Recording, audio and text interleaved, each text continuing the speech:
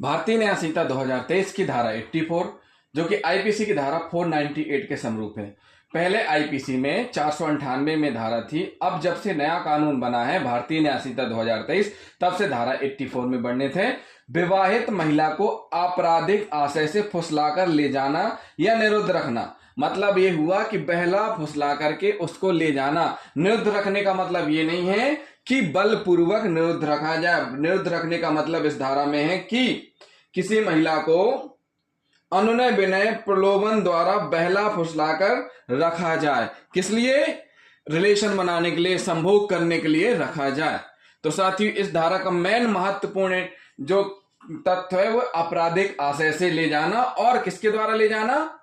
किसी दूसरे व्यक्ति के द्वारा। किसकी कस्टडी से ले जाना? पति की कस्टडी से या पति की तरफ से जो उस महिला का संरक्षक है। यह अपराध महिला से संबंधित है। कैसी महिला से? जो विवाहित स्त्री है उससे संबंधित अपराध है। इसमें सजा का प्रावधान 2 वर्ष तक का कारावास, जुर्माना दोनों से दंडित किया जाएगा दोष सिद्ध होने पर। साथियों, ये संज्ञेय अपराध नहीं है, असंज्ञेय अपराध है। जमानती अपराध है, अजमानती नहीं है। समनीय मामला है, अशमनीय मामला नहीं है। संज्ञेय अपराध ऐसे अपराध होते हैं जिनमें पुलिस एफआईआर दर्ज करती है, इन्वेस्टिगेशन करती है और बिना वारंट के गिरफ्तार करती है। तो साथियों, इस धारा में एफआईआर दर्ज नहीं होगी। असंज्ञेय अपराध, असंज्ञेय अपराध ऐसे अपराध होते हैं जिनमें परिवाद न्यायालय में पेश किया जाता है और फिर न्यायालय के द्वारा संज्ञान लिया जाता है। तो इसमें क्या होता है? पुलिस बिना परमिशन के इन्वेस्टिगेशन नहीं कर सकती और बिना वारंट के गिरफ्तार नहीं कर सकती असंज्ञेय अपराध में। यानी एनसीआर पुलिस के द्वारा दर्ज की जाएगी। क्या पंजीबद्ध की जाएगी? नॉन कॉग्निजेबल रिपोर्ट दर्ज की जाएगी। क्या की जाएगी? असंज्ञेय अपराध का पंजीकरण किया जाएगा। जमानती अपराध का मतलब यह होता है ऐसे अपराध जिनमें अभियुक्त व्यक्ति जमानत के रूप में अपना अधिकार मांग सकता है। आधिकारिक तौर पर जमानत के लिए कह सकता है कि उसका राइट है जमानत पाने का, तो ये जमानती अपराध है। अजमानती मतलब ये होता है कि अभियुक्त व्यक्ति अपने जो जमानत का आधिकारिक रूप से मांग कर सकता है वह इसमें नहीं कर सकता है। ये न्यायालय के विवेक के ऊपर डिपेंड करता है वो जमानत पे छोड़े या न छोड़े। समनीय मामला ऐसे मामले होते हैं जिनमें कि समझौता यानी राजीनामा हो सकता है, तो ये समनीय मामला है, इसमें समझौता हो सकता है। असमनीय मामला मतलब जिनमें समझौता राजीनामा नहीं हो सकता है। साथियों, इस मामले में इस धारा में परिवाद दायर किया जाएगा। कहां पर? न्यायालय में किसी भी मजिस्ट्रेट महोदय के समक्ष। और परिवाद दायर करने के लिए किसके द्वारा परिवाद दायर किया जाएगा? पति के द्वारा परिवाद दायर किया जाएगा। यहां पर पीड़ित कौन कहलाएगा? विवाहित स्त्री का पति। कौन कहलाएगा? पति। पति के द्वारा परिवाद दायर किया जा सकता है। अब साथियों, इसमें जो महत्वपूर्ण बात आई है आपराधिक आशय। आपराधिक आशय का मतलब यह होता है कि उसका इंटेंशन किस प्रकार का है कि उसे उसके साथ रिलेशन स्थापित करना है। क्या करना है? उसके साथ अवैध संभोग करने हेतु उससे बहला फुसला कर ले जा रहा है या किसी अन्य से उसको उसके साथ संबंध स्थापित करवाना है या अवैध संबंध स्थापित करवाना है। अगर मान लीजिए वह व्यक्ति जो बहला फुसला कर ले गया है और समाज में खुलेआम स्वतंत्रता से उसको रखे हुए और पत्नी के रूप में रखे हुए, पत्नी के रूप में रहने लगती है, तो इस धारा का अपराध वहां नहीं बनेगा। जहां पर यह सम्राट बनाम महिजी फुले के बाद में स्पष्ट रूप से कहा गया है कि जब स्त्री अभियुक्त के साथ खुलेआम स्वतंत्रता से उसकी पत्नी के रूप में रहने लगती है, जब पत्नी के रूप में रहने लगती है तो फिर इस धारा का अपराध नहीं बनता है, न्यायालय ने कहा है।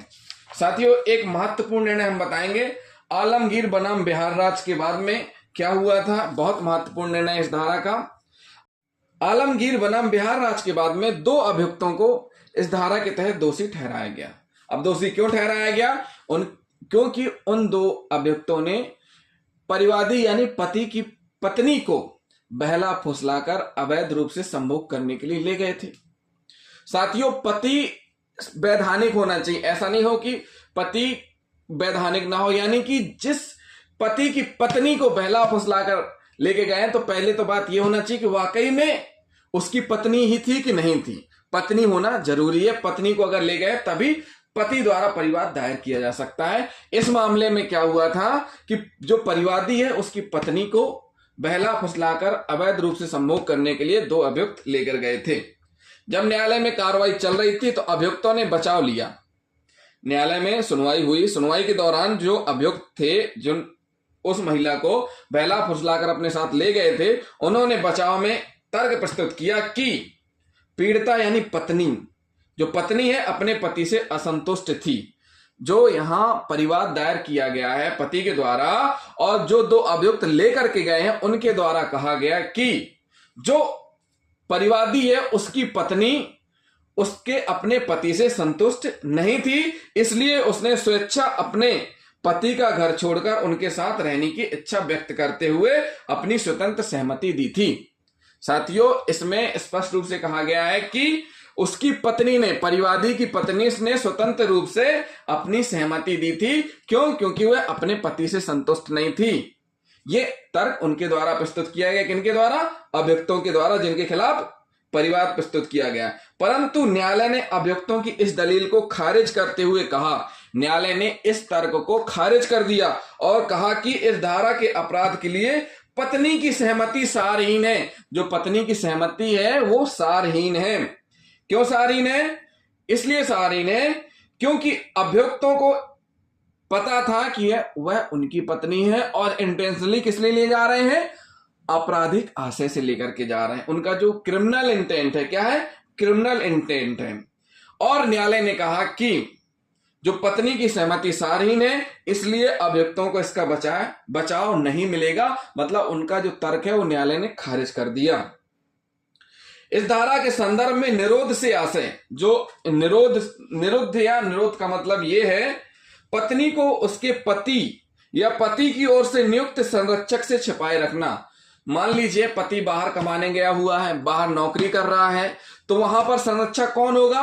पति के माता पिता, वो संरक्षक कहलाएंगे।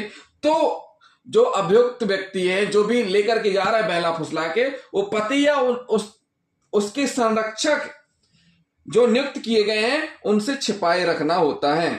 यह आवश्यक नहीं है कि ऐसा निरोध यानी ऐसा निरुद्ध बलपूर्वक किया गया हो, क्योंकि वह प्रलोभन देकर या बहला फुसलाकर भी किया जा सकता है। क्या किया जा सकता है? प्रलोभन देकर, बहला फुसलाकर भी किया जा सकता है। इस प्रस्तुत वाद में यह तथ्य कि पत्नी अभियुक्तों के साथ अपनी मर्जी से गई भी, इस वाद में यह तथ्य कि पत्नी अभियुक्तों के साथ अपनी मर्जी से गई भी, तो अभियुक्तों को इस धारा के अपराध से दोष मुक्ति दिलाने के लिए पर्याप्त कारण नहीं था। क्या नहीं था? पर्याप्त कारण नहीं था। क्यों? क्योंकि उनका इंटेंशन क्रिमिनल था। क्या था? इंटेंशन क्रिमिनल था। अवैध संभोग स्थापित करने के लिए वो उसको बहला फुसला करके लेके गए थे, इसलिए इनकी दोष सिद्धि को क्या किया गया? यथावत रखा गया। न्यायालय ने इस बात में स्पष्ट किया कि इस धारा के अंतर्गत केवल पीड़ित स्त्री का पति ही परिवाद दायर कर सकता है। कौन दायर कर सकता है? जो पीड़ित स्त्री का पति है, पति ही परिवाद दायर कर सकता है। इसी प्रकार इस अपराध की शिकार कोई विवाहिता महिला ही हो सकती है। इसमें सबसे महत्वपूर्ण क्या है? विवाहिता महिला ही हो सकती है। किसी ऐसी स्त्री को बहला फुसलाकर या प्रलोभन देकर ले जाना जिसका विवाह विधिमान नहीं है, इस धारा के अंतर्गत अभ्यारोपणीय नहीं होगा। अगर मान लीजिए पति पत्नी रूप दोनों जन विधिमान रूप से विवाहित नहीं है और ऐसे में महिला भाग जाती है, अपनी मर्जी से किसी के साथ चली जाती है, तब पति परिवाद दायर नहीं कर सकता है। यदि किसी पति ने अपनी पत्नी का परित्याग कर दिया है, अगर किसी ने अपनी पत्नी का परित्याग कर दिया है और उसे स्वतंत्रता पूर्वक कहीं भी आने जाने या विचरने की छूट दे रखी है, तो किसी व्यक्ति द्वारा ऐसी पत्नी को ले जाने या बहला फुसला कर ले जाने पर उसका पति इस धारा के अंतर्गत उस व्यक्ति को अभ्यारोपित नहीं कर सकता, मतलब उसके खिलाफ परिवाद दायर नहीं कर सकता है। तो साथियों, ये धारा हुई बीएनएस की धारा 84, जो कि आईपीसी की धारा 498 है, जिसमें स्पष्ट रूप से बताया गया है कि अगर क्रिमिनल इंटेंशन से लेकर के जाया जाएगा महिला को तो दोषी ठहराया जाएगा। यह धारा जो महत्वपूर्ण इसलिए है क्योंकि इस धारा का मूल उद्देश्य पति के उस अधिकार को संरक्षण देना है जो उसे अपनी पत्नी की अभिरक्षा हेतु प्राप्त है। क्या है? जो उसे अपनी अभिरक्षा हेतु पति को प्राप्त है। साथियों, फिर से सुनिए, ये जो धारा है, इस धारा का मुख्य उद्देश्य पति के उस अधिकार को संरक्षण देना है जो उसे अपनी पत्नी की अभिरक्षा हेतु प्राप्त है। क्या है, अब रक्षा हेतु प्राप्त है।